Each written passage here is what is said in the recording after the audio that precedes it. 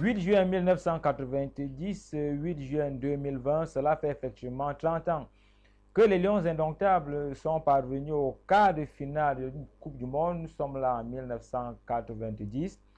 Les Camerounais à cette époque étaient agréablement surpris, un peu plus comme les autres dans le continent africain. Rappelons déjà que le parcours de l'équipe nationale depuis 1982 s'est pratiquement fait en pente croissante, puisque nous avons par exemple pour la Coupe du Monde 1982, le Cameroun qui a réussi à sortir de la compétition sans être vaincu, et bien au contraire, a marqué même un but contre le Pérou, a fait match nul contre l'Italie en 1986.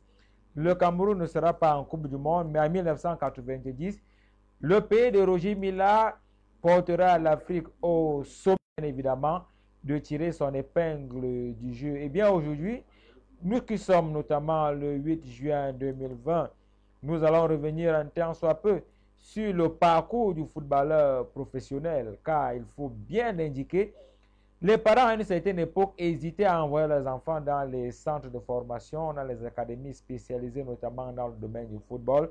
Mais aujourd'hui, on a l'impression que tout le monde veut devenir Samuel Eto'o, tout le monde veut devenir Roger Mila, et tout le monde veut devenir Cristiano Ronaldo. Beaucoup à une certaine époque espéraient devenir le 9 Ronaldo ou encore devenir, n'est-ce pas, Ronaldinho. Eh bien, est-ce qu'il est possible effectivement d'être jeune, de devenir footballeur professionnel et être sûr effectivement qu'en empruntant cette voie, on va couler des jours, disons-le ainsi, heureux, loin de certains clichés que l'on peut apercevoir? C'est l'ambition, c'est l'objectif à nous l'avenir de ce jour.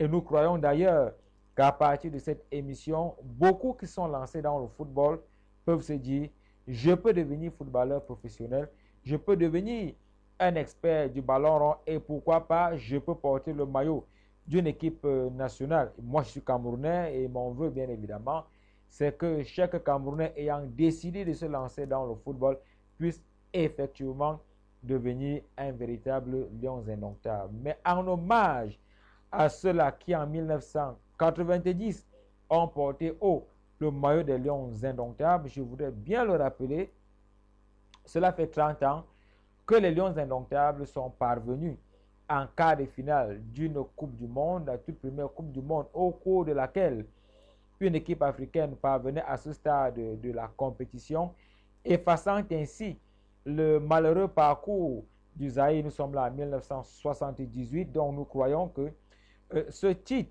et je l'espère bien, va raviver des souvenirs aussi bien pour ceux qui aujourd'hui sont devenus des coachs, pour ceux des parents qui ont vécu cette compétition en Italie avec un certain intérêt. J'espère que ce titre, cette chanson, vous rappellera bien des souvenirs. Dans tous les cas, je vous laisse déguster cette galette musicale et je vous reviens et nous parlerons tout juste après des questions assez importantes pour le football camerounais.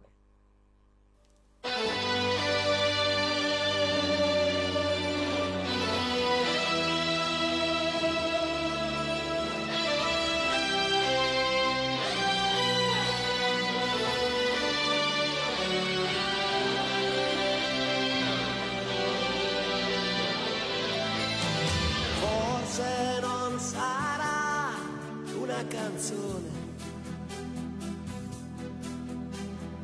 a cambiare le regole del gioco, ma voglio viverla così questa avventura, senza frontiere, con il cuore in gola. E il mondo in una giostra di colori, e il vento accarezza le bandiere, arriva un brivido e ti trascina via e sciogli in un abbraccio la follia. Notti magiche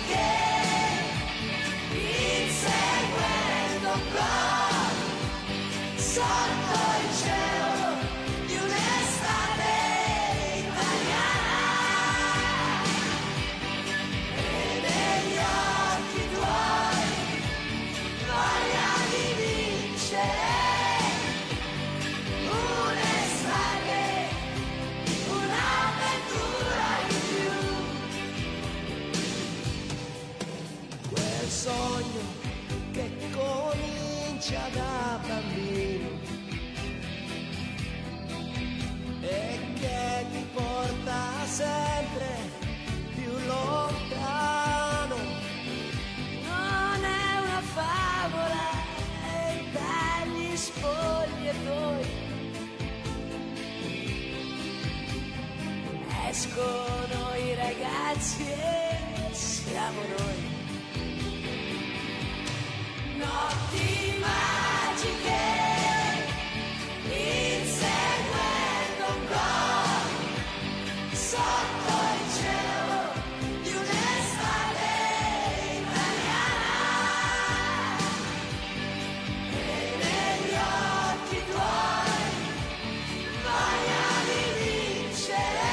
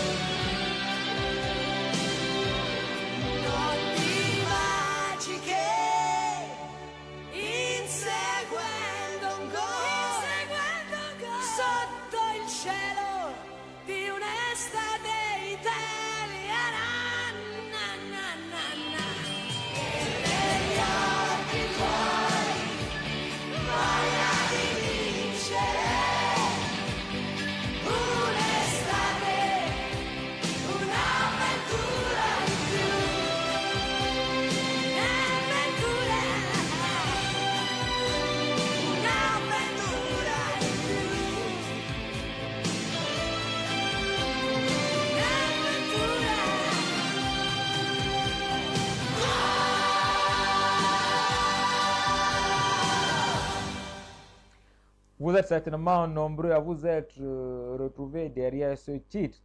Ce titre justement qui en 1990 a été diffusé plus d'une cinquantaine de fois à l'occasion notamment de la Coupe du Monde 1990, Italie en 1990. Et je dois vous avouer que c'est avec un certain pincement au cœur que je reviens sur cette image qui nous permet de nous rappeler que les Lions indomptables ont porté très haut le drapeau, non seulement du Cameroun, mais surtout l'image et l'étendard du continent africain pour ce qui est du football. Alors, il faut également se rappeler que lors de l'épopée de 1990, vous avez effectivement 23 joueurs qui ont pris part, soit de manière active ou encore qui ont été notamment sur le banc de touche, chacun à sa manière a contribué notamment à l'édification de ce football. Rappelons que certains ont déjà quitté définitivement la scène. Nous pensons notamment à Louis-Paul Fédé qui nous a quittés il y a quelques années déjà, et c'est d'ailleurs à partir de lui qu'est partie notamment cette action de but qui a permis à Oman Biyik de prendre de la hauteur et d'inscrire ce but phénoménal face à l'Argentine. Et rappelons, c'était à l'occasion du match d'ouverture. Nous sommes là le 8 juin 1990. Alors, que sont-ils devenus? L'actualité nous dit par exemple que le capitaine Mbou Emile est du côté des États-Unis. L'actualité également nous rappelle que l'un des héros de cette Coupe du Monde en 1990, à savoir aujourd'hui son Excellence Roger Albert Mila, est devenu ambassadeur itinérant. Voilà. Et il faut également rappeler que beaucoup aujourd'hui se satisfont de ce que le stade de Japoma devrait, sinon pourrait porter le nom du vieux lion, justement parce qu'en 1994, il avait alors 44 ans. Il était celui-là qui, lors d'une Coupe du Monde ou d'un championnat de football, était le plus âgé. Et face à la Russie, alors que le Cameroun est mené par 3-0, eh bien, Roger Mila, ou encore Mille pour ceux qui l'ont connu en 1990, inscrivait ce but qui a permis au Cameroun de ne pas sortir de ce match sans avoir marqué un but. Joseph Antoine, qui a également fait partie de l'expédition, a été candidat à la présidence de la Fédération camerounaise de football.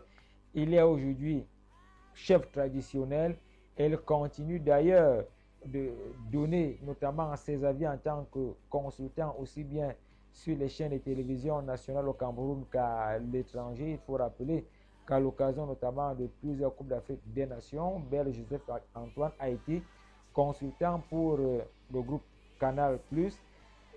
Rappelons également que Tato Stéphane, qui portait à cette époque le dossard 14, évolue aujourd'hui comme l'un des acteurs majeurs du football camerounais auprès de la Fédération camerounaise de football. Bref, ils sont nombreux qui ont contribué au rayonnement du football camerounais, mais ils sont aussi nombreux à n'avoir pas connu un parcours professionnel très élogieux. Ils sont également nombreux à pratiquement achever leur carrière de football dans la précarité. Nous n'en citerons pas, mais nous reconnaissons qu'aujourd'hui, les footballeurs camerounais ne sont pas nombreux à achever leur carrière dans de très bonnes conditions. Vous comprenez donc pourquoi est-ce que, à nous l'avenir de ce jour particulier, de ce lundi, c'est d'ailleurs la toute première édition d'À nous l'avenir qui va désormais être diffusée tous les lundis à partir de 16h30. Donc, vous comprenez pourquoi est-ce que nous avons choisi aujourd'hui de travailler sur une question fondamentale et assez importante, à savoir le parcours du footballeur professionnel. Alors, comment débute-t-on comme footballeur? Quelles sont les étapes qu'il faut franchir pour être notamment considéré comme footballeur professionnel? Est-ce que les États aujourd'hui bénéficient des infrastructures qui permettent notamment d'indiquer que voici des éléments qui permettent notamment de classer le football évoluant dans ce territoire-là comme étant un football professionnel? Ces questions, nous les avons posées à des personnes notamment qui ont des compétences bien précises. Nous avons voulu notamment nous adresser notamment à M. Akwe et puis Domingo qui a plusieurs casquettes. Il est non seulement le trésorier notamment de l'association des clubs de football amateur du Cameroun. Il est également président de la Ligue régionale de football, n'est-ce pas, des départementales plutôt, voilà, du football du Mfundi.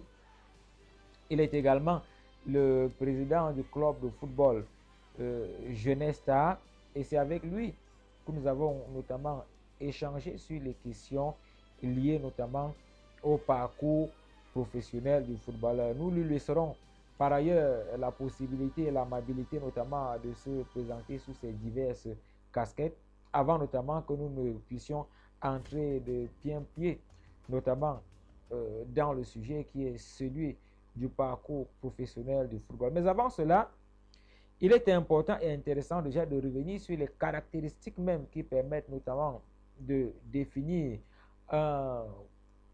disons-le ainsi, une compétition sportive comme étant notamment le football professionnel, car vous le verrez bien, sous d'autres cieux, on parle notamment de football amateur et sous d'autres cieux, les cadets, les U17, les U15, les U23, et puis on aborde notamment la sélection nationale. Ce sont des étapes que doivent franchir tous ceux-là qui estiment qu'il faut être professionnel du football. Nous l'avons dit, il faut donc avoir des clubs, il faut avoir des infrastructures sportives, il faut bénéficier des accompagnements aussi bien techniques que financiers pour assurer notamment le bien-être des fédérations et particulièrement des footballeurs pour être à la limite classé, n'est-ce pas, comme étant un championnat professionnel.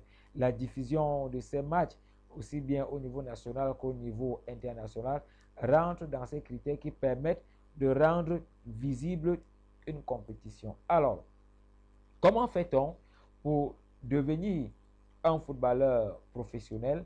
Quelles sont les étapes à franchir?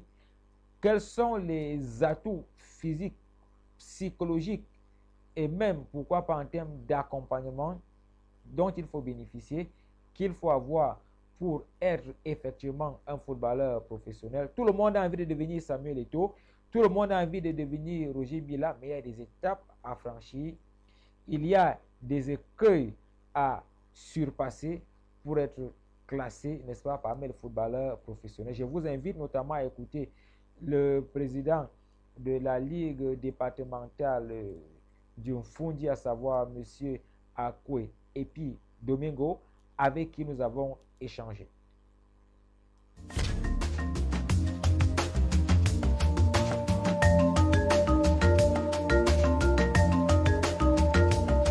suis Akwe Domingo, président de Jeunesse Star de Yaoundé. En outre, entraîneur de football. Et président de la Ligue départementale de football de Fundi. Ainsi que trésorier de l'association des clubs de football amateur du Cameroun, en abrégé CFAC. Comment un jeune, quel est le parcours d'un jeune qui devient à la fin un joueur professionnel? Vous savez, la FIFA a vite compris l'histoire de devenir professionnel. Et il serait utopique de faire rêver tous les jeunes, n'est-ce pas, qu'ils puissent devenir des joueurs professionnels. La probabilité déjà est très petite, il faut le dire. Et un joueur qui a généralement réussi commence tout petit, généralement dans l'âge de 10 à 8 ans, et il peut intégrer une structure de formation où il est suivi. Et lorsque, aux environs de 16-17 ans, s'il a la chance qu'il est parmi les meilleurs, qu'il est sélectionné dans une des équipes de moins de 17 ans, c'est une ouverture pour lui, pour se faire voir à l'extérieur, parce que malheureusement, peut-être chez nous, les sélections ne sont pas toujours ce qu'elles devraient être. Parce que l'européen ou l'occidental, c'est que lorsque vous êtes dans une sélection, c'est parce que vous êtes le meilleur, du moins à votre poste. Bon, malheureusement, ce n'est pas toujours ça aujourd'hui.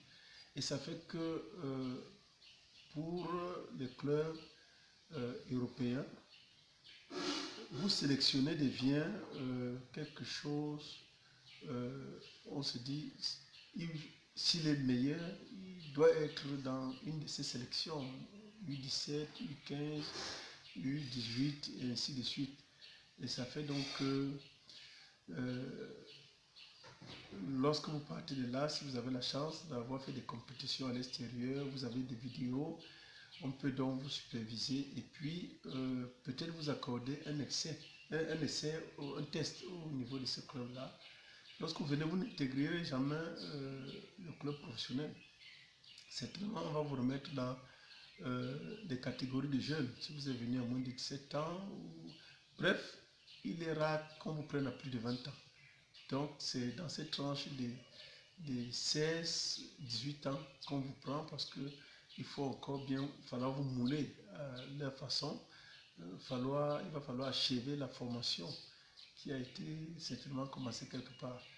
Et maintenant, si vous tapez à l'air, vous pouvez donc signer un contrat professionnel parce qu'il faut toujours dire que tous ceux qui sont même tous ceux qui sont dans les centres de formation des clubs professionnels n'arrivent toujours pas au haut niveau, n'arrivent toujours pas à obtenir un contrat professionnel. C'est pas parce que vous avez été talentueux au départ que vous allez toujours aboutir. Non, il y a déjà l'éducation qui vous entoure, il y a l'hygiène de vie, il y a ainsi de suite, toutes ces choses-là qui entourent votre réussite. La réussite n'est pas toujours que le talent, il faudrait donc qu'on s'en méfie. Bon, peut-être dans Jeunesse Star, j'ai eu la chance d'avoir plusieurs joueurs qui ont réussi et avant Jeunesse Star, j'ai eu à travailler ou alors à former beaucoup d'autres qui ont aussi réussi professionnels. Mais je vous dis, le facteur chance y est pour beaucoup. Lorsque vous l'avez mis, maintenant il faut mettre le facteur, n'est-ce pas, de la méthode dont vous travaillez les enfants. Vous voyez, généralement, les très bons joueurs, je veux dire, les jeunes talentueux, doués, n'aiment pas beaucoup de travail. Et c'est là où souvent leur déclin arrive. C'est-à-dire que lorsque tout le monde sait que celui-là, il sera un futur Roger Mila, on est surpris qu'après un temps, qu'on dise qu'il a arrêté, qu'il n'a pas pu continuer, et que c'est celui qui n'était pas très talentueux qui a réussi. Parce que le foot d'aujourd'hui, vous savez, il est beaucoup plus tactique, beaucoup plus physique. Et votre talent individuel ne vient que se greffer à ces deux autres aspects. C'est-à-dire, si vous avez un talent, il faut encore supporter la charge physique, il faut encore voir l'esprit ouvert pour comprendre. Et c'est là où la plupart de nos joueurs échouent aussi.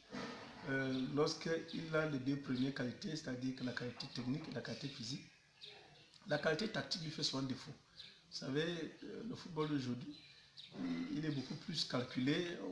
Voilà, on regarde les matchs, on étudie les matchs, on vous dit, on vous donne un rôle à jouer, et quand vous n'arrivez pas à faire ce rôle, ça devient gênant, on ne comprend pas pourquoi un joueur aussi talentueux n'arrive pas à jouer.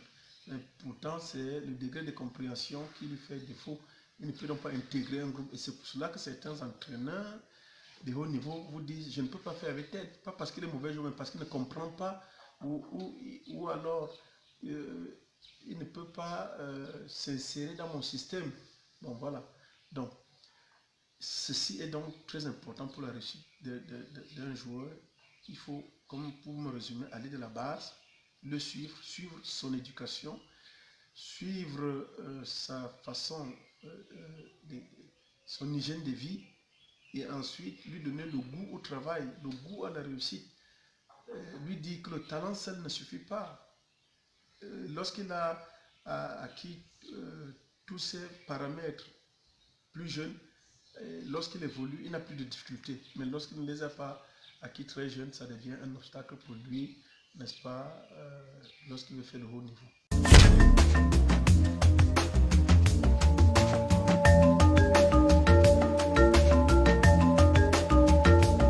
La retraite du footballeur professionnel ne se gère pas après l'arrêt.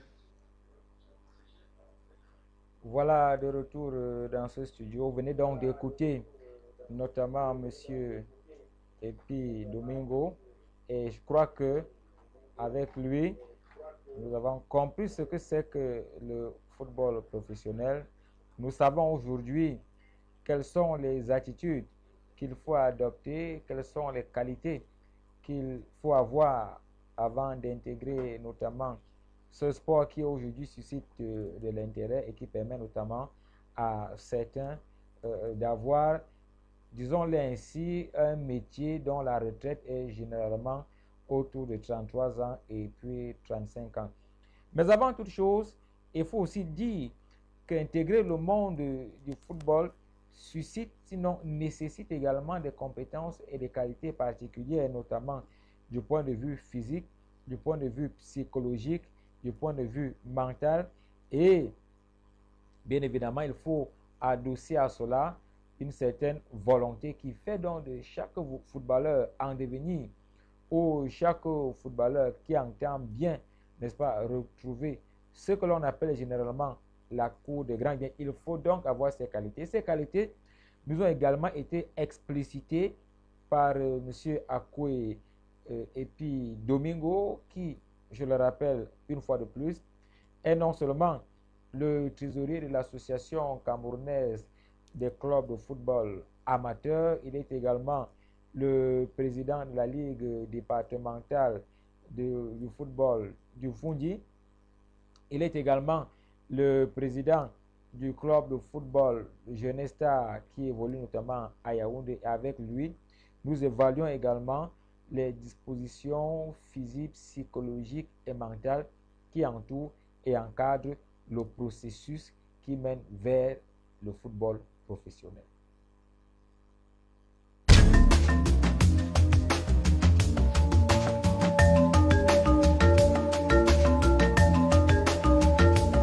La retraite du footballeur professionnel ne se gère pas après l'arrêt de sa carrière. C'est là où beaucoup font d'erreurs. Parce que quand vous attendez à arrêter votre carrière pour recommencer une nouvelle vie, ça devient compliqué. il faut préparer une nouvelle vie pendant que vous jouez encore. C'est-à-dire, c'est comme toute personne qui a un travail et qui attend être à la retraite pour se construire. Ce n'est pas faisable. Vous devez vous construire pendant que vous êtes encore en service. C'est de ça qu'il s'agit. Et moi, je pense donc que la plupart des footballeurs se sont trompés parce qu'ils n'ont jamais pensé à cela. Ils n'ont pensé qu'à faire la vie. Et la retraite finit par les surprendre. Et quand ça les surprend, maintenant, on se débrouille. Qu'est-ce qu'on va faire après? Peut-être on n'a pas appris autre chose. On n'a pas fait des grandes études. On n'a pas appris un métier autre que le foot qu'on faisait. Et ça devient compliqué. Or, si pendant que vous jouez, vous acceptez avoir des bons conseillers qui vous disent c'est pendant que vous jouez que vous construisez votre retraite, il est facile à ce moment-là de faire une bonne retraite. C'est-à-dire vous avez une reconversion qui est facile parce que vous aurez investi avant d'arrêter le foot. Et lorsque vous avez investi avant d'arrêter et que vous sentez que vous avez le besoin d'une formation nouvelle par rapport à votre nouvelle orientation, on arrête le football à 35 ans. Donc on a encore le temps de se former, même vous pouvez avoir 2, 3, 4, 5 ans de formation. Et qu'à 40 ans, vous commencez à gérer votre nouvelle vie tranquillement. Contrairement aux autres secteurs d'activité où on vous dit que la retraite c'est 60 ans, vous comprenez un peu. Vous, pendant que les autres sont encore en plein dans leur fonction, c'est là où c'est votre retraite. Et à ce moment, vous devez donc commencer une nouvelle vie comme si vous venez d'être recruté dans une nouvelle société.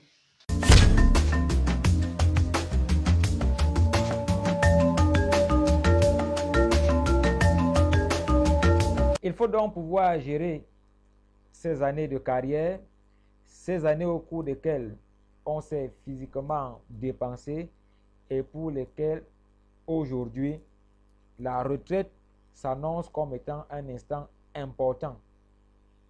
Il est de coutume de le rappeler pour tous ceux qui ont décidé de s'investir dans le football. C'est même d'ailleurs cet élément qui a amené les parents à hésiter à envoyer leurs enfants dans les centres de formation pour qu'ils puissent devenir de bons footballeurs. Alors, est-ce qu'il est possible, en étant footballeur, de préparer sa retraite? Est-ce qu'il est possible de sortir de ce métier assez tôt, assez jeune, et de se dire qu'on a de l'avenir devant toi? L'histoire nous rappelle cependant que beaucoup ont brassé d'énormes fortunes, beaucoup ont réussi à être des acteurs majeurs de la vie publique nationale, de la vie économique publique nationale, mais qu'à la fin, que ces personnes soient pratiquement portées disparues de l'histoire, car n'ayant pas su préparer ou encore gérer justement cette troisième phase de la vie du compétiteur, à savoir la retraite. Quand on se prépare à la retraite pour un footballeur, comment se prépare-t-elle? Quels sont les acteurs qui sont impliqués, qui sont invités notamment à préparer la vie du futur retraité évoluant dans le football? Cette question aussi, nous l'avons posée et nous l'avons dit à la lumière notamment de certains acteurs du football camerounais dont nous allons taire le nom, mais dont les exploits aussi rappellent qu'ils n'ont pas soit suffisamment préparé leur retraite, soit qui n'ont pas su manager justement les ressources dont ils ont été bénéficiaires et qui par la suite se sont retrouvés pratiquement à la rue. Alors, c'est avec également M. Akoué et puis Domingo que nous allons revenir sur cette actualité qui est assez interpellatrice pour tous ceux-là qui ont décidé notamment de s'investir dans le domaine du football.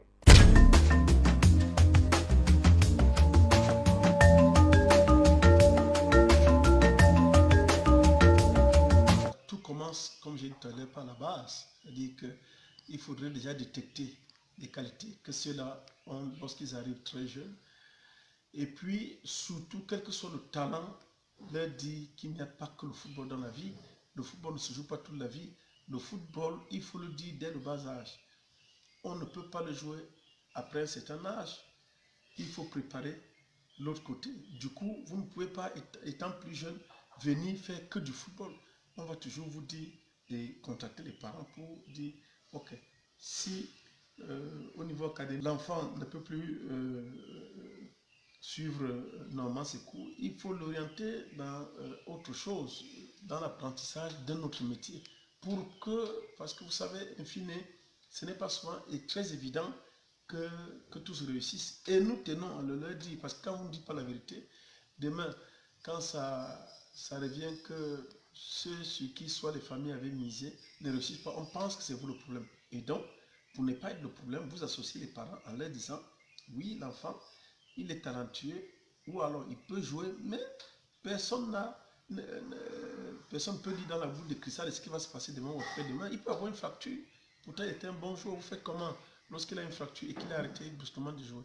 Alors, vous faites comment si vous n'avez pas préparé autre chose? Et donc, dans Jeunesse Star, voilà, on les prépare dès le départ à leur montrer que oui, le football, mais en dehors du football, il faut faire autre chose. Et voilà comment ils grandissent avec les trois aspects dont j'ai parlé tout à l'heure. Lorsque vous avez cette éducation, vous avez donc le niveau du travail qui doit être d'abord individuel, c'est-à-dire la technique individuelle, le travail physique et la tactique.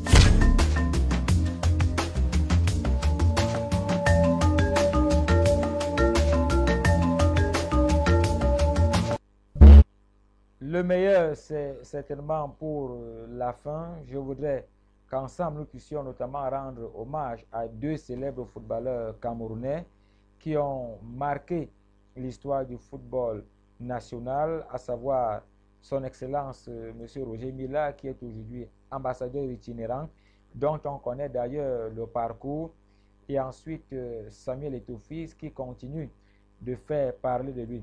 Mais déjà, regardons, cette vidéo a été montée notamment par un amateur, un amoureux du football, développé notamment par celui qu'on l'a dénommé en 1990 Miller, et qui a porté haut l'Afrique et soulevé les foules. Regardez plutôt.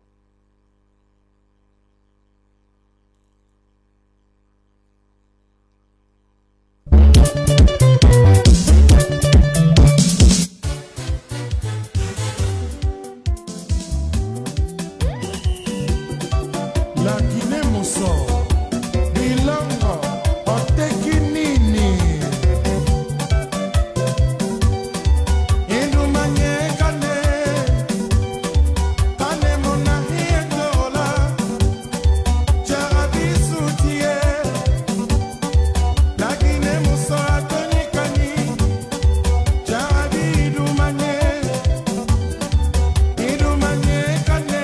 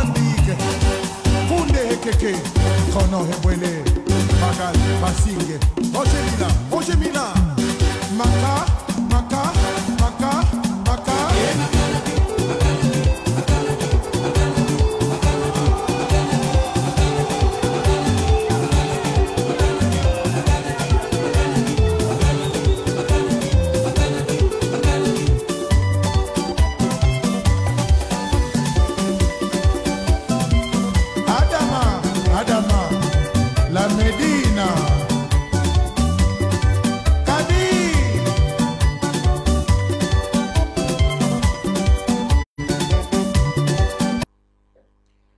Le vieux lion, vous l'avez vu, il a arboré plusieurs maillots. Il a aujourd'hui la reconnaissance de la nation. Comme lui, beaucoup sont passés par cette étape du football, à savoir la jeunesse, et puis l'âge adulte et enfin la retraite. Nous avons écouté tout au long de ce programme le trésorier de l'association des clubs de football amateur du Cameroun, qui est par ailleurs président de la Ligue départementale du Fundi de football. Il est aussi le président de Genesta, club de football évoluant notamment au Cameroun. Et avec lui, nous avons parcouru les questions essentielles autour notamment du parcours du footballeur professionnel. Et nous retenons, il faut le dire ainsi, deux choses. Pour être un footballeur professionnel, il faut déjà que l'État réunisse les moyens suffisants et nécessaires pour permettre au football de se développer.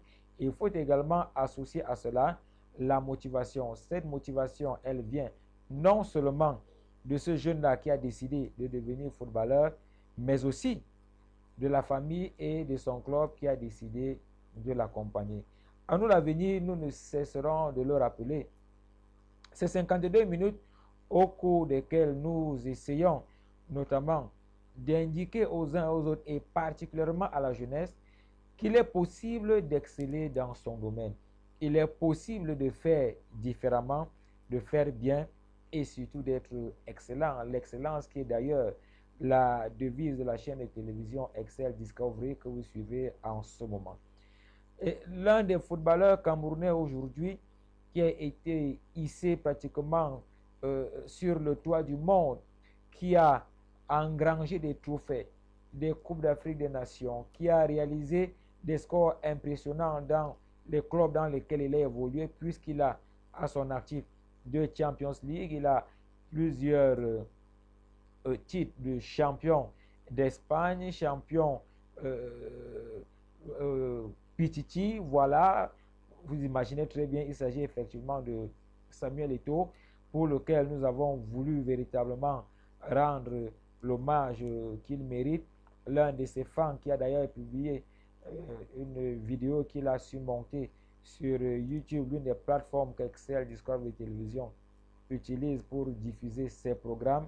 Eh bien, nous nous sommes fait le devoir de rendre compte de cette vidéo-là autour du footballeur Samuel Eto'o. C'est d'ailleurs avec ces vidéos que nous allons nous quitter. Mais avant, bien évidemment, que nous nous quittions et que vous restiez déguster cette galette-là, disons simplement que vous pourrez retrouver Excel Discovery Télévision sur plusieurs plateformes, que ce soit sur Criolink, que ce soit sur le bouquet câblé, que ce soit sur Happy TV de Camtel, que ce soit sur Facebook ou encore sur YouTube. Et c'est même d'ailleurs sur Facebook et sur YouTube que vous pourrez même retrouver À nous l'avenir de ce 8 juin en relecture, afin de pouvoir une fois de plus, n'est-ce pas, rester scotché sur tout ce qui a été dit tout au long de cette émission. Et comme nous le disons d'ailleurs sur Excel Discovery Télévision, eh bien, nous devons bâtir ensemble, c'est-à-dire bâtissons ensemble. Donc, restez scotché sur le programme d'Excel Discovery Télévision, mais surtout, appréciez cette vidéo qui revient sur les talents de Samuel Eto'o Fils. Au revoir et à très bientôt.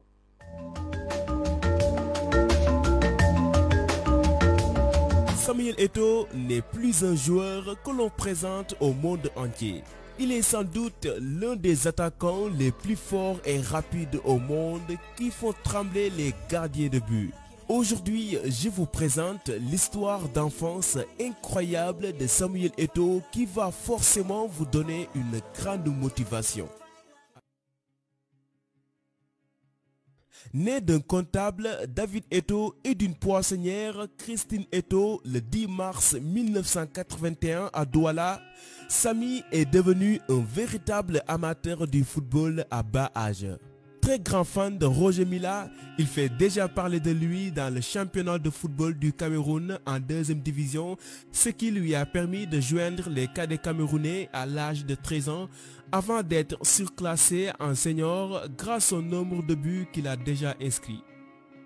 Alors, étant à la quête de la reconnaissance continentale et internationale, Samy quitte son pays pour joindre la France afin de pouvoir dévoiler son incroyable talent au grand club européen. Mais un problème se pose.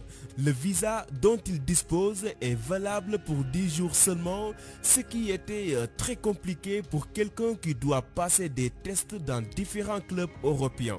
Son ultime solution était de vivre en tant qu'immigrant illégal et de sortir de son logement que 2 ou 3 fois par jour afin d'éviter d'être refoulé. Et ceci l'a permis de rester en France pendant plusieurs mois.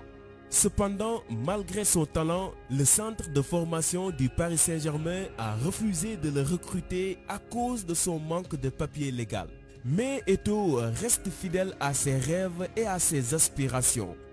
Alors il rentre au Cameroun et intègre l'école de football de la Kandji Sport Academies, un centre de formation sportive qui se trouve dans la banlieue ouest de Douala avant de devenir très vite l'un des meilleurs buteurs au niveau local, ce qui lui a permis d'ailleurs d'être repéré par l'ancien recruteur du club Havre qui va l'amener de nouveau en France pour faire un essai dans ce club en Normandie, lui et 4 autres jeunes joueurs.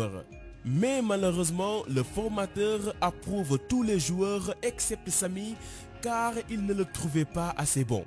Mais Eto'o ne baisse pas les bras, il se profite de cette occasion unique pour faire d'autres essais à l'AS Saint-Étienne et à l'AS Cannes, mais ils se résument tous par un échec, ce qui était douloureux pour lui. Samy rentre encore une fois au Cameroun avec une grande déception, mais cela ne lui a pas empêché de poursuivre ses rêves, même si l'avenir semble un peu sombre pour son ambition. D'ailleurs, il ne tarde pas à obtenir une autre opportunité après avoir été surclassé en équipe nationale. Il est de nouveau repéré par un recruteur du Real Madrid, Piri, et pour la 3e fois, Eto'o retourne en Europe pour une période d'essai avec le prestigieux club espagnol et cette fois-ci c'est la bonne. À 15 ans, dans les années 96, il signe enfin un contrat avec le club madrilène mais évolue avec la Castilla, l'équipe réserve car il était trop jeune pour l'équipe A. Même en équipe nationale, Samy était le plus jeune joueur de la Coupe du Monde 1998. Il n'a joué qu'un seul match contre l'Italie à la 66e minute. Sans beaucoup d'expérience sur le terrain, ses débuts ont été très difficiles au sein du Real Madrid car le club détenait des attaquants parmi les meilleurs au monde. Alors compliqué pour un jeune comme lui de faire ses preuves. D'ailleurs, il a été rarement sélectionné lors des matchs et à l'espace de 3 ans, le Real l'a prêté au CD Leganés, à l'Espagnol et enfin au Mallorca, un club qui a très tôt découvert de grandes perspectives pour le jeune Camerounais et décide de l'acheter sur un contrat permanent en 2000 pour un montant record de 7,2 millions d'euros. Un montant qui ne tarde pas à porter ses fruits car dès la première saison, Eto'o a réussi à faire placer le club à la 3e place du championnat derrière le Real Madrid et le Deportivo La Corogne ainsi qu'une qualification en Ligue des Champions. De 2000 à 2004, il est devenu le meilleur buteur de l'histoire du Mallorca avec 70 buts, toutes compétitions confondues, une performance extraordinaire qui va attirer l'attention du géant espagnol, le Barcelone, en l'an 2004. Pour un montant fou de 24 millions d'euros, Samuel Eto'o rejoint le Barça pour débuter une grande ascension vers la gloire et devient un visage pour l'Afrique sur la scène sportive internationale. Dans la même année, il a non seulement reçu pour la 2e fois d'affilée le titre de joueur africain de l'année, mais a également contribué à l'inauguration de Barcelone. Après avoir remporté la CAN 2 fois, Eto'o intègre en 2006 le top 10 des meilleurs buteurs de l'histoire de la CAN avec 9 buts, dépassant son compatriote et idole Roger Milla. Mais c'est lors de la CAN 2008 qu'il a marqué son nom dans l'histoire du football africain à jamais en devenant le meilleur buteur de l'histoire de la Coupe d'Afrique des Nations avec 16 buts, détrônant Laurent Pokou avec ses 14 réalisations.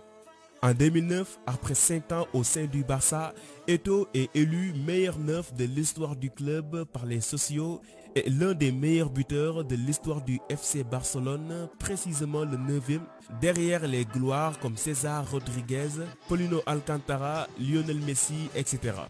Il rejoint l'Inter Milan le 27 juillet dans la même année et devient le footballeur le mieux payé en Italie avec un salaire annuel de 10,5 millions d'euros et des primes diverses évaluées à 3 millions d'euros. Malgré qu'il n'a pas marqué beaucoup de buts à l'Inter Milan à cause de la poste milieu gauche-droite où Mourinho l'alignait souvent, il a tout de même remporté beaucoup de nouveaux trophées dont la Coupe d'Italie où il inscrit un doublé en finale contre Palermo. En 2011, il est transféré dans le championnat russe au sein de l'équipe kazakhstienne du FC Andy Makhatchkala avec un salaire de 20,5 millions d'euros net par an, faisant de lui le footballeur le mieux payé de la planète. En 2013, il rejoint les Blues, mais pas pour longtemps à cause de sa dégradation de ses relations avec Mourinho. Alors il quitte le club londonien pour Everton en août 2014, puis l'UC Sampdoria en 2015, l'Antalyaspor, Konyaspor et puis le Qatar SC depuis le 13 août 2018. C'est en 2014, après le mondial, que Samuel Eto'o a pris sa retraite internationale avec les Lions indomptables détenant un incroyable palmarès et beaucoup de records que les générations à venir auront de la difficulté à battre. Malgré son succès dans le sport, comme tous les grands footballeurs noirs, Eto'o est souvent confronté à la discrimination et au racisme dans les clubs européens où il évoluait. Tout au long de sa carrière, il a lutté contre ce fléau en commençant par l'Espagne jusqu'à la Russie pour en mentionner quelques-uns.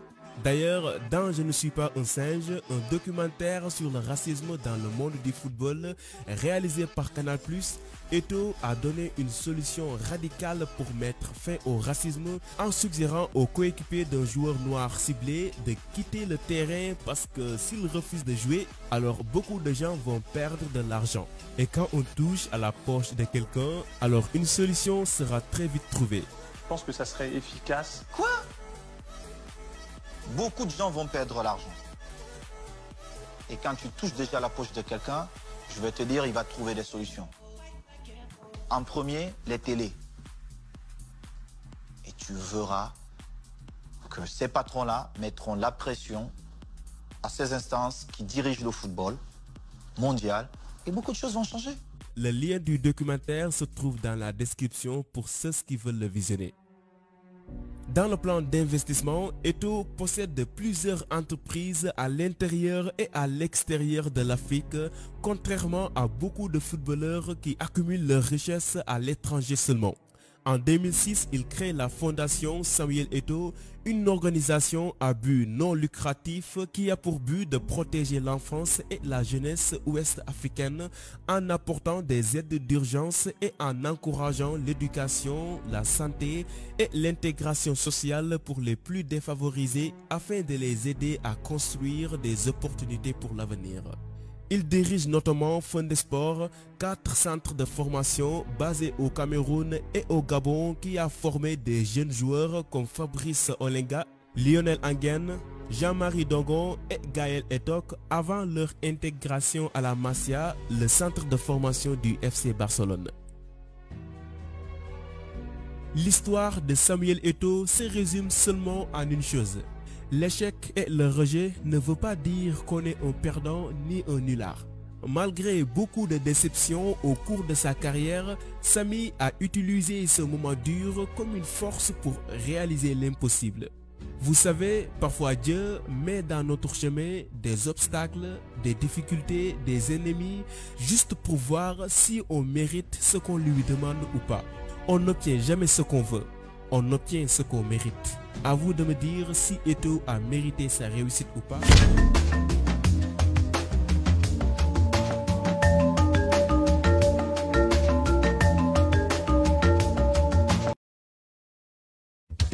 À nous l'avenir.